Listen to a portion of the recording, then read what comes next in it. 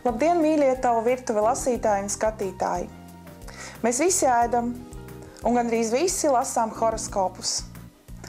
Tieši tāpēc šodien esam ciemos pie profesionālas astroloģes Ilzes Reihas, kas mums pastāstīs, un kopā ar Ilzi mēs arī pagatavosim kaut ko garšīgu, pastāstīs par to, kā savienojams ēdiens ar astroloģiju. Ilze, saki, vai ēdienam ar astroloģiju ir kāda nopietnāka sakarība? Droši vien šodien būs stāsts par 4 stihijām – gaisu, zemi, ūdeni un uguni, un to, kā izvēlās cilvēks savu ēdienkarti saistībā ar viņam piemītošo stihiju. Nu, ko tad dodamies uz virtuvi? Par cik jaunā gadā uz galda esam paraduši likt 12 ēdienus, un ir arī skaidrojums, kāpēc galdam ir jābūt bagātīgam jo tas simbolizē pārticību. Nu, tad viena no iespējām bagātināt šo ēdienkarti vai šo ēdienu daudzumu ir saistībā ar zodiaka zīmi un katram atbilstošo stihiju, jo izvēles ir dažādas. Un tieši par to mēs šodien runāsim, kāds ēdiens darētu katrai stihijai būtu piemērots, veselīgs un viņam pašam atbilstošs. Protams, ka jāņem vērā ir arī tas, ka ne jau burtiski visiem derēs šie ēdieni katras stihijas cilvēkiem, bet varbūt tādus vadmotīvus, pie kā pieturēties var katras stihijas cilvēks, ja? un zināt, kāda tā izvēle viņam būtu atbilstoša. Nu, lūk, sāksim tad ar uguni. Pamatprincips uguns stihijai ir tas, ka šie cilvēki, varētu nosaukt arī tās zīmes, ja? Tas ir auns, lauva un strēlnieks. Šie ir aktīvā zīme, aktīvās zodiaka zīmes, tātad viņi patērē ļoti daudz enerģiju, līdz ar to arī ēdienu izvēle tiek ar to saistīta. Nu, man te top uguns zīmei, rīvēta burkāniņa, rīvēts ābolīts. Vēl nāk skābēt kāpostiņu klāt. Veselīgam aunam, uguns zīmei, vai veselīgai lauvai, vai veselīgam strelniekam. Svaigi salātiņi.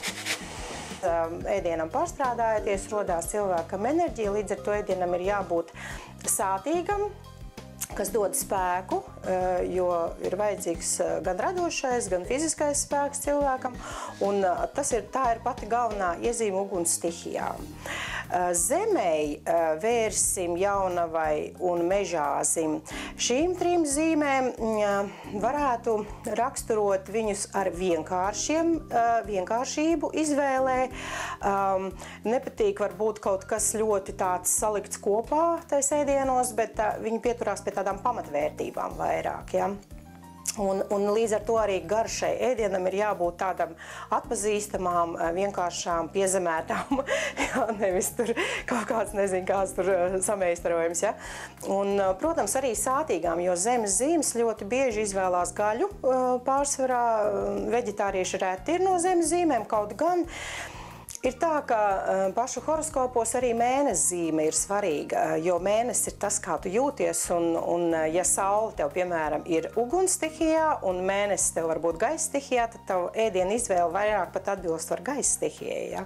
Tāpēc ir jāuztais personīgais horoskops, lai zinātu, kas ir pārsvarā kāda stihija, vai ne, katram.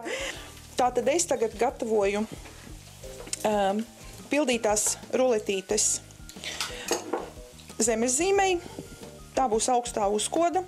Mēs iekšā iesmērējam, ieliekam rases krēmsieru, maigo krēmsieru, uzbaram nedaudz sasmalcinātu papriku un satinam rullītī. Ja kādam negaršo paprika, protams, var pievienot arī kaut ko citu, tomātu vai gurķi, un rullītis mums ir gatavs. Arī krēmsierus var izmēģināt dažādus. Mums ir maigais krēmsiers, bet ir arī dažādi krēmsieru varianti. Un, protams, iepildot citu krēmsieru, jums arī uzreiz būs cits ēdiens un cita garša. Nu, lūk, tātad zemes stihijai galvenais arī būtu sātīguma sajūta un vienkāršība varbūt ēdienu izvēlē. Jā, tas tā man liekas. Gaisa zīmei, kā jau gaisam, vairāk patīk gaisīgi viegli ēdieni, kas nerada smagumu sajūtu. Un arī vizuālajā izskatā gaisa zīme izvēlās kaut ko tādu ļoti gaisīgu. Ja, tas, kā piemēru var pateikt jogurtu un debesmannā, ja, un saldajiem ēdieniem. Ja, bet, cik ir dzirdēts, ļoti labprāt biezpiens, piena produkti gaisa zīmēm arī ir atbilstoši, jā. Šobrīd mēs gatavojam pildītas tītara kotletītes gaisa zīmei. Pie 1 kg maltās tītara gaļas pieliekam 4 izmērcētas baltmaizes šķēles, 2 olas un 4 ķiploka daiviņas, sāli un piparus. Kotletītes mēs pildīsim ar šampinjoniem, kas sacepti kopā ar sīpoliem. Laikam tāpēc, ka tītars ir lidojošs objekts, tāpēc laikam gaisa zīme. Jā, jā. Jā, tur nekādu pretrunu nav, jo šīs tītara kotletītes būs vieglas un gaisīgas, kas nekādu smagumu sajūtu noteikti neradīs. Un par ūdens zīmēm jau arī pati stihija pasaka priekšā, ka jūras produkti varētu būt dominējošie, bet arī ir liels bet, jo ir zināms diezgan cilvēku loks, kas tieši pretēji šos jūras produktus ūdens zīmes tā kā ignorē vairāk, jā, bet katrā gadījumā tur varētu būt runa par arī veselīgu ēdienu un varbūt pat izsmalcināti ēdienu, vairāk tādu, pat grūti pateikt, kaut ko ekskluzīvu, kaut ko tādu, jo tās ir emocionāli jūtīgās zīmes un arī garšas viņām ir, teiksim, izteiktāks tāds varbūt, jā, un tad viņi saprot tās nianses, ko citi nesaprot, kas ir rokforas sierā, kas ir olīvēs, kas ir smalkajos vīnos, jā, tas ir vairāk varbūt ūdenszīmēm tāds, jā, raksturīgs. Nu, un, protams, dzēriens arī noteikti, ja ir svarīgs ūdenszīmē klāt pie uzturu vai pirms vai pēc vai dienas laikā uzņemtais šķidrums. Tātad tagad es gatavoju garneļu un sieru salātus ūdens zīmēm.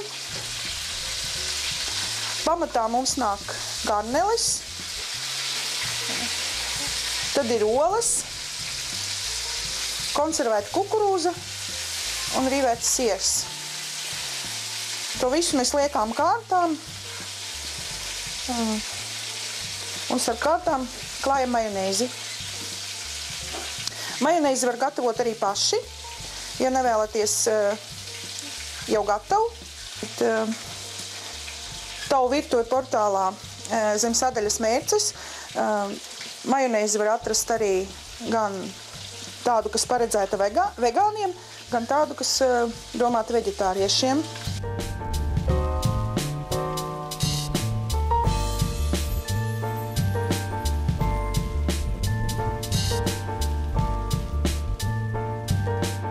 Nu, tad saimniece ir pastrādājušas un ēdieni ir gatavi.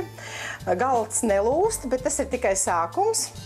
Bet iznāk jau tādas ļoti labas svētku vakariņas. Jā, protams. Gan siltais ēdiens, gan uzkodas, gan salātiņi. Jā, nu tad sākam tā kā secībā ir astroloģijā. Vispirms ir ugunszīme, jā, šādi salātiņi. Vēlreiz atkārtosim, kas tur ir iekšā. Tātad skābi kāposti, svaigi sarīvēti burkāni un sarīvēts ābols. Jā. Un tas viss ir aizdarīts ar olīveļu. Un šķipsniņu ķimenītēm, improvizācijā. Jā. Nākošā stihija ir zeme. Tātad tas mums ir cūgaļas, ruletītes. Pildītas ar krēmsieru un svaigu papriku. Jā. Un nākošā mums ir gaisa zīme. Gaisa zīmē bija tītaru gaļas kotletītes ar šampiņonu sīpolu pildījumu. Un pēdējais ir ūdens stihija. Kārtējie garneļu siera salāti. Jā, garnelītes, siers rīvēts, ola, majonēzīt pa kārtai. Un konservēta kukurūza. Un kukurūza, jā. Lūk, šāds uzkodu variants katrai stihijai. Un tā kā vienā ģimenē parasti ir vairākas stihijas, nekad jau tā nav, jā, ka viss ir vai uguns, vai ūdens, vai zeme. Tad, gaumes ir dažādas, par tām nestrīdās. Stihijas dažādas, kā nu kuram paveicies piedzimt. Tad tad arī galdā, protams, jūs liksiet ne tikai savai stihijai piemērot ēdienus, bet arī pārējiem. Padomāsiet, jā. Un te jau ir dažas idejas sākumam, un tālāk jau katrs var pats papildināt. Varbūt Ilze var pastāstīt, ko vēl katra stihija var apmēram no kādiem produktiem katrai stihijai kaut ko gatavot. Nu, ja iet runa par ugunszīmēm, tad, protams, ar svaigiem salātiem neaprobežosimies, kā es teicu, ja? Jo enerģijai vajag to pašu gaļiņu. Un, bet šādā kombinācijā arī ļoti skaisti, ja? Arī ugunszīme var pacienāties ar gaļas kotletītēm no gaisa zīmes galda. Ja? Patiesībā mēs esam padomājuši par tādiem ļoti vispārīgiem ēdieniem, kas ir visiem. Bet, kā jau es teicu, ugunszīmē mazliet pikants, gaļas ēdiens, silts ēdiens, karsts ēdiens, varbūt tās un galda noformējumā varbūt vairāk oranžie sarkanie toņi, ja, klāt sarkanvīns vai kaut kas mazliet stiprāks, tas tā kā ugunszīmēm būtu raksturīgi. Ja, galvenais, lai tas ēdiens ir ar enerģiju un sātīgs un tā. Ja? Un par zemes zīmēm tur ir droši var izvēlēties smagākus kaut kāds gaļas produktus un tās pašas karbonāts un vārītas kartupeļus un štovēts kāposts un droši vajag nebaidīties no senlatviešu ēdieniem, jo zemes zīmē tie noteikti patiks. Ja? Varbūt izvēlīgāka drusku būs jaunava no zemes zīmēm, ja viņiem varbūt būs tāds izsmalcinātāks tas piegājiens, bet arī tomēr diezgan piezemēts un tāds vienkāršs, ja? Tas ēdiens varētu būt. Tālāk mums bija gaisa zīme, jā. Gaisa zīmes, protams, arī atšķirās, jā. Bet vēl kas varētu būt biezpiens, jogurts, makaroni, kā mēs te pieminējām, ka patīk gaisa zīmēm, ātri pagatavojams lietas gaisa zīmēm arī ļoti patīk, un ērti pagatavojams lietas arī patīk, salātiņi dažāda veida, protams, arī saldumi, 2 top saldumi gaisa zīmēm, cik es zinu, ir šokolāda un saldējums.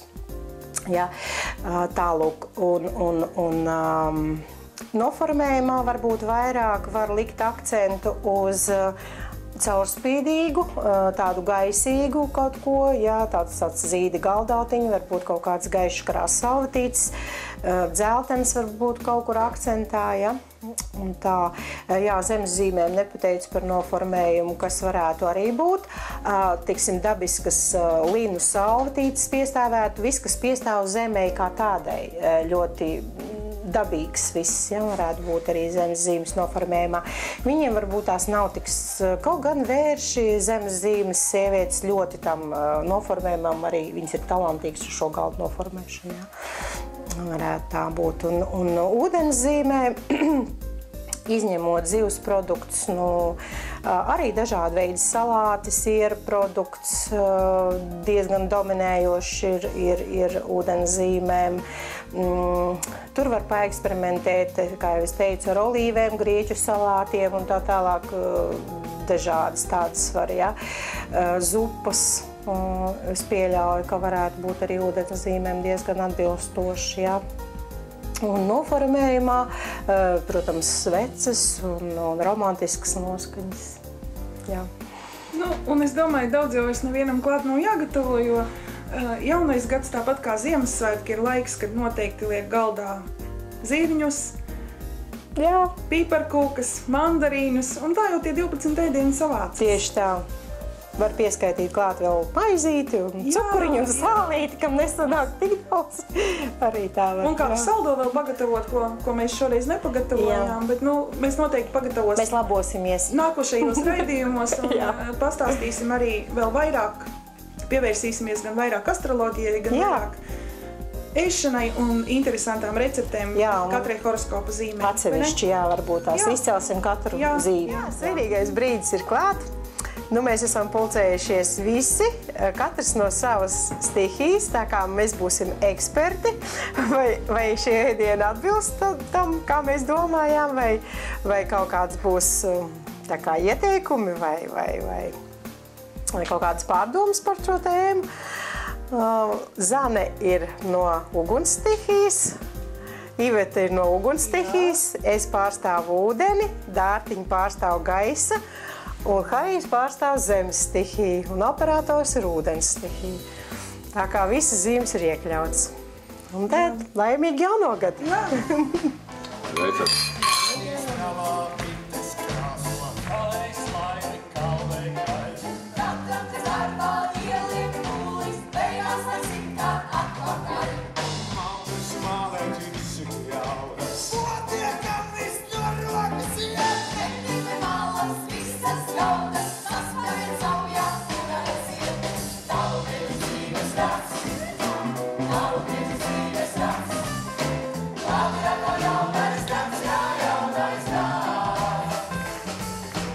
Life is full of lightning.